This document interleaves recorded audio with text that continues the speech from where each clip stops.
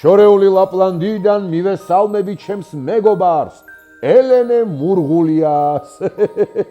რომ იცოდე, როგორ გამიხარდა ელფებმა შენზე რომ მიამბეს. ჩვენი ელენე ნამდვილად საუკეთესო გოგოაო. წელს პირველად წავიდა სკოლაში, კარგად სწავლობს და უკვე ყველას შეაყვარა თავიო. ნინო მასწავლებელი სულ ელენეს ქებაშიაო. ხუმრობა ხომ არ არის უკვე წერა კითხვას მშვენივრად ისწავლაო. ოჩახ, ჩემო გოგო, ასე გააგრძელე? იცოდე, მიყვარხარ და ვამაყობ შენით. სხვათა შორის აქ მთელი ლაპლანდია იმაზე ლაპარაკობს, ჩვენი ელენე ბასტი ბუბუში დადიოდა და შესანიშნავად ცეკვავს და მღერისო. ელენეს ყურებას არაფერი ჯობია დედაბიწაზეო. შენ სიმღერას და კლიპებს მეც ვუყურე, მოკლედ ნამდვილად საოცარი გოგო ხარ. ჯერა თუ მოინდომებ, სუხიშვილების მოცეკვავეც აუცილებლად გახდები. შენი ნახატებით ხომ ყველანი აღფრთოვანებულები ვართ, ჩემო ნიჭიერო გოგო.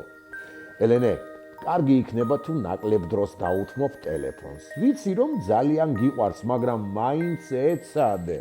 ხომ იცი როგორი საზიანოა შენი თვალებისთვის, ჩემო კარგო. ისე მახარებ, ჩემო კეთილო, ლამაზო და ჭკვიანო გოგო, ასე რომ გიყვარს და ზრუნავ შენს პატარა ძამიკოზე, საბაზე.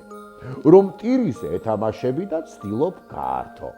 საბასაც ხომ თავის ელენეს არავინ ურჩევნია დედაბიწის ზურგზე, ჩემო კარგო გოგო. მინდა სულ გახსოვდეს, რომ მშობლებს სამყაროში ყველაზე ძალიან უყვარხარ.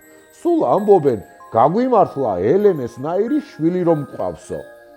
რადგან მთელი წელი ასე კარგად იქცეოდი, გისრულებს სურვილს და გიგზავნის სკუტერს, ქალთევზას ფორმას და ბრჭყვიალა ფეხსაცმელს.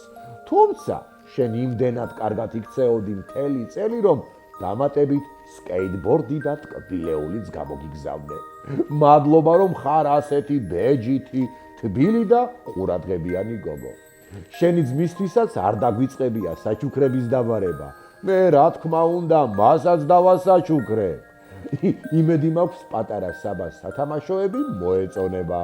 გილოცავთ მთელ ოჯახს, სიკეთით და სიხარულით სავსე წელს გისურვებთ. თქვენი სანტა.